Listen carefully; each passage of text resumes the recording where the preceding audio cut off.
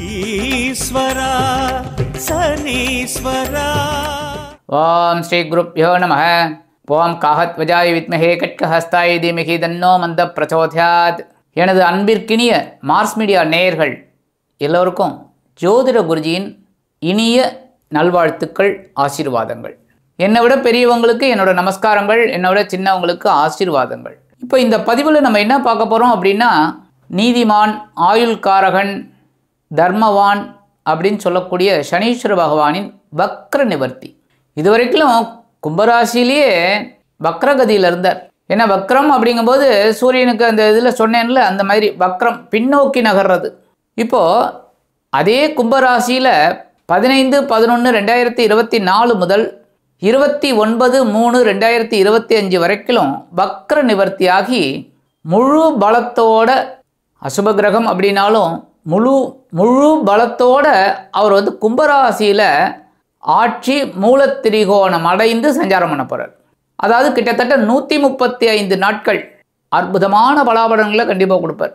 நிறைய பேருக்கு நல்லது, நிறைய பேருக்கு கொஞ்சம் பிரச்சனைகளை கொடுத்து ஒரு தெளிவை கொடுப்பார். ஆனால் இந்த சனீஸ்வர பகவான் யாருக்கு கெடுதல் செய்ய மாட்டார். ஒரு பிரச்சனைகள் நம்ம கொடுக்குறார் அப்படின்னா அதுலேருந்து ஒரு நிவர்த்தியை அவர் கொடுப்பார். ஏன்னா நம்ம அதுலேருந்து வெளியில் வரணும்.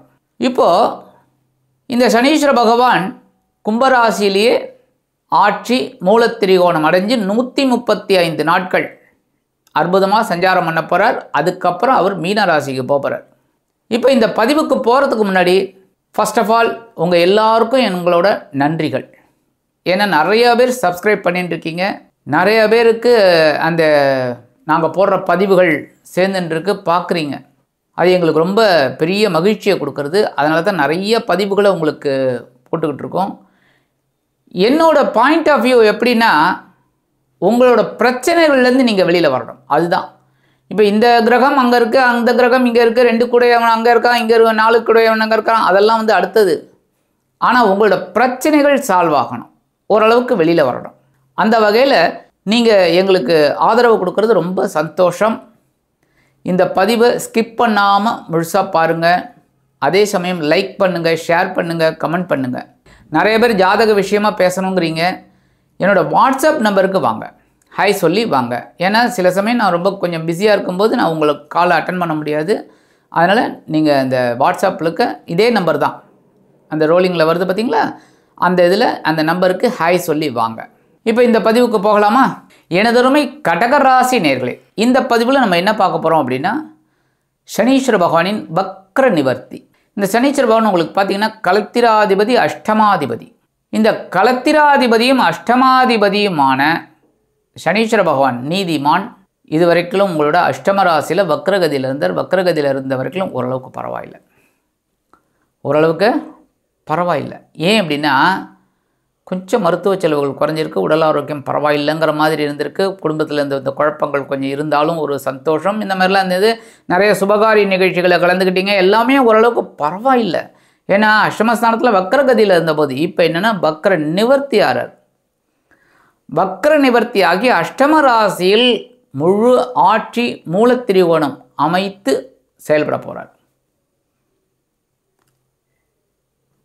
இது எப்படி இருக்கும்? அஷ்டமராசியில் இருந்தாலே கஷ்டம், கரெக்டாக. அதுவும் சுபகிரகம் இருந்தாலும் கஷ்டம், அசுப கிரகம் இருந்தாலும் கஷ்டம். மறைவு ஸ்தானம்னு சொல்லக்கூடியது. எதிர்பாராத ஒரு தனவரவு உங்களுக்கு வரலாம். இந்த லாட்ரி சீட்டு வாங்குறாங்க பாருங்க, அந்த லாட்ரி சீட்டு வாங்கும்போது அவங்களுக்கு ஒரு நல்ல ஒரு முன்னேற்றம் கிடைக்கும், பரிசு விழறதுக்கு வாய்ப்பு இருக்குது. ஏன்னா அதெல்லாம் எதிர்பாராமல் கிடைக்கும். எல்லாருக்கும் லாட்ரி சீட்டில் விழுந்துருமா? எல்லோரும் வாங்குறவங்கலாம் 100 பேர் வாங்கினாலும் 100 பேருக்குமா கிடைக்கிறது? கிடைக்காது. ஒருத்தருக்கு 2 பேருக்கு தான். அந்த ஒருத்தர் 2 பேரை நீங்கள் இருக்கலாம். நாங்கள் அதிர்ஷ்ட எண்கள் நம்ம மார்ஸ் மீடியாவில் சொல்லின்னு இருக்கேன், அதை பார்த்து நீங்கள் வாங்கிக்கோங்க. அந்த நம்பர் வர மாதிரி பரிசு விழறதுக்கு வாய்ப்பு இருக்குது. கணவன் மனைவி பிரச்சனை கொஞ்சம் இருக்கும், அதெல்லாம் அட்ஜஸ்ட் பண்ணிட்டு போங்க கொஞ்ச காலத்துக்கு. ஏன்னா இவர் அஷ்டமராசியை விட்டு பாக்கியஸ்தானத்துக்கு வரப்போகிறார் மார்ச் மாதம். சூப்பரான பலன்கள். இப்போவே கொஞ்சம் உங்களுக்கு ஒரு ரிசம்பிளன்ஸ் தெரியும், இல்லைன்னு சொல்ல முடியாது. ஏன்னா சாதாரணவே ஒரு கிரகம் ஒரு ராசியை விட்டு இன்னொரு ராசிக்கு போகும்போது ஒரு 6 மாதத்துக்கு முன்னாடி இருக்கிற பலன்களை கொடுக்க ஆரம்பிப்பார். அது ஜோதிட விதி. அந்த வகையில் இந்த சனீஸ்வர பகவானுக்கு 6 மாதங்கள் ஆனாலும் நம்ம கவனமாக இருக்கிறது நல்லது. சரியா? அவர் போகிறாருங்கிறதுக்காக நம்ம வந்து சேட்டையை காமிக்கக்கூடாது. கவனமாக இருக்கணும். உடல் ஆரோக்கியத்தில் கவனமாக இருக்கணும், பேசுகிற வார்த்தைகளில் கவனமாக இருக்கணும், குடும்பத்தில் எல்லாரையும் அனுசரித்து போகிறது நல்லது. இந்த மாதிரிலாம் நம்ம முக்கியமாக உத்தியோகத்தில் இருக்கிறவெல்லாம் கவனமாக இருக்கணும். அதேமாரி தொழில் வியாபாரத்துலேயும் பொறுமையாக அழகாக ஹேண்டில் பண்ணிட்டு போயின்னு இருக்கணும். வருமானம் கண்டிப்பாக வரும். ஏன்னா இந்த கடகராசி அன்பர்கள் உழைக்கிறதுக்கு தயங்க மாட்டீங்க. உடம்பே முடியலனாலும் உழைப்பீங்க. ஸோ இந்த உழைப்பு தான் அவருக்கு ரொம்ப பிடிக்கும். ஸோ அந்த உழைப்பு உங்களுக்கு வீண் போகாது. அருமையான வருமானம் வரும். திருமணம், குழந்தை பாக்கியம் இதெல்லாம் கொஞ்சம் அப்படி தள்ளி போகிறதுக்கு வாய்ப்பு இருக்குது. கவலைப்படாதீங்க. எல்லாம் குரு கொஞ்சம் நல்லபடியாக வரும்போது, குரு வக்கர நிவர்த்தியாகி அந்த மாதிரிலாம் வரும்போது ஓரளவுக்கு உங்களுக்கு நல்ல பலன்கள் கிடைக்கும். இந்த இரும்பு வியாபாரம் பண்ணுறவங்களுக்கு அற்புதமான பலன்கள் கண்டிப்பாக கிடைக்கும். ஏன்னா அஷ்டம ராசி ஒரு கஷ்டத்தை கொடுக்குற மாதிரி கொடுப்பார், ஆனால் வருமானத்தை கொடுத்துருவார். ஏன்னா இரும்பு சம்பந்தமான தொழில் பண்ணுறாங்க, இப்போ லேத்து பற்ற இதிலெல்லாம் வேலை பார்க்குறாங்க அப்படின்னா கடினமான உழைப்பாளிகள். அதேமாரி அவங்க எடுக்கிற காரியங்கள்லாம் கொஞ்சம் பலமாக இருக்கிற மாதிரி தான் இருக்கும். அவங்களுக்கெல்லாம் ஒரு உயர்வுகள் ஆட்டோமேட்டிக்காக கிடைக்கும்.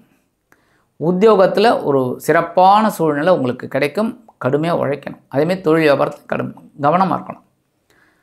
உடல் ஆரோக்கியம் முன்னாடியே நான் சொல்லிட்டேன், கண்டிப்பாக கவனமாக இருக்கணும் இந்த 6 மாதம். ஏன்னா போகும்போது சில நன்மைகளை செய்வார். கண்டிப்பாக ஒரு ராசியை விட்டு இன்னொரு ராசிக்கு எந்த கிரகம் போகும்போதும் ஒரு எதிர்பாராததை கொடுப்பார். ஆனால் நம்ம உடல் ஆரோக்கியத்தில் கவனமாக இருந்தோம்னா நம்ம மருத்துவ செலவுகள் குறையும். கண்டிப்பாக ஒரு நல்ல ஒரு தேக ஆரோக்கியம் கிடைக்கும். பெண்கள், கடகராசியை சேர்ந்த பெண்கள் முக்கியமாக உடல் ஆரோக்கியத்தில் கவனமாக இருந்தாலே போதும், எல்லாமே அவங்களுக்கு சிறப்பாக அமையும். சரியா? ஏன்னா கடகராசி அப்படிங்கும்போதே சரராசி. ஒரு வேலை எடுத்துட்டீங்க அப்படின்னா அந்த இலக்கை நோக்கி சர்றன்னு போயிட்டுருப்பீங்க. ஸோ உங்களுக்கு முன்னேற்றம். வெளிநாட்டில் இருக்கிற அன்பர்கள் எல்லா விஷயத்துலையும் கொஞ்சம் கவனமாக இருங்க. சினிமா துறையில் இருக்கிறவங்களுக்கு கடுமையாக பாடுபட்டால் வெற்றி, ஆனால் எல்லா விஷயத்துலேயும் கொஞ்சம் கவனமாக இருங்க. ஏன்னா பெரிய பெரிய ஒரு மெஷின்லாம் தூக்கி வேலை செய்கிறீங்க அப்படின்னா அதிலெல்லாம் கவனமாக இருக்கணும். ஹேண்டில் பண்ணுற விஷயத்தில் கவனமாக இருக்கணும். அடுத்தபடியாக அரசியல்வாதிகள் மூச்சு பேசுகிற வார்த்தைகளில் கவனமாக இருக்கணும். ஏதாவது எடுத்தோம் கவிழ்த்தோம் அப்படின்னு பேசுனீங்கன்னா உங்களுக்கு தான் அந்த பம்பு வழக்குகள் ஆட்டோமேட்டிக்காக வந்து சேரும். ஏன்னா 8ஆம் இடம் அவமானத்தை கொண்டு வந்து தரும். ஒரு அவமானப்படுற மாதிரி இருக்கும்.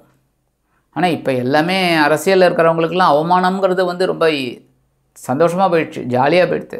இருந்தாலும் கவனமாக இருக்கிறது நல்லது. ஆக இந்த கடகராசியை சேர்ந்த அன்பர்கள் எல்லா விஷயத்திலுமே கவனமாக இருக்கணும். இந்த அஷ்டமராசியில் அவர் பலமடைந்து இருக்கும் பொழுது பரிகாரமாக என்ன பண்ணினா ரொம்ப விசேஷம், ஹயக்ரீவர் வழிபாடு பண்ணுங்கோ. ஹயக்ரீவர் வழிபாடு பண்ண புத்தி விருத்தி அடையும். புத்தி விருத்தி அடைந்தாலே எல்லாமே ஓவர். புத்தி தாங்க மெயின். புத்தி பேதலிச்சாதான் கஷ்டம். கரெக்டாக புத்தி கரெக்டாக இருந்ததுன்னா புத்தி சாதுரியம்னு சொல்லுவாங்க. புத்தி சாதுரியம் வரும், முன்னேற்றம். ஆக ஹயக்ரீவர் வழிபாடு பண்ணுங்க இந்த 135 நாட்களும்.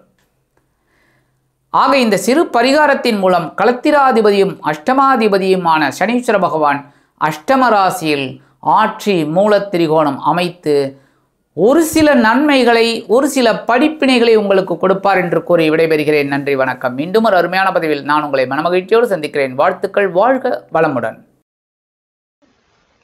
இந்த சேனல் உங்களுக்கு பிடிச்சிருந்தா மறக்காம சப்ஸ்கிரைப் பண்ணுங்க, ஷேர் பண்ணுங்க, லைக் பண்ணுங்க, கமெண்ட் பண்ணுங்க.